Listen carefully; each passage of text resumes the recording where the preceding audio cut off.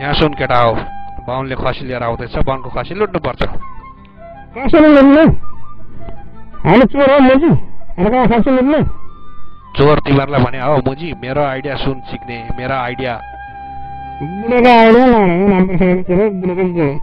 बुढोको गुलो होइन, चिक्ने त्यही गुलोले काम गर्छ चिक्ने। यहाँ सुन, त्यो बाहुनले मुजी खसी बोकेर आउँदैछ काँधामा, सम्झी मुजी बेलुकी मुजी खसी र मासु भातमा चिक्ने। ओहो गजब हुन्छ मुजी। ओ गजब हुन्छ रानीको छोरा, तेरा बाउले खसी काटेन भने।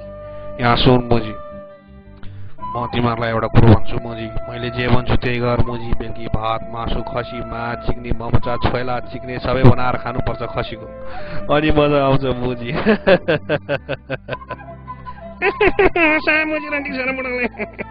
ओ हँसाउँछ बुढोले, हँसाउँछ रानी, बुढोले हँसाउँछ चिक्ने, बुढोले हँसाउँछ।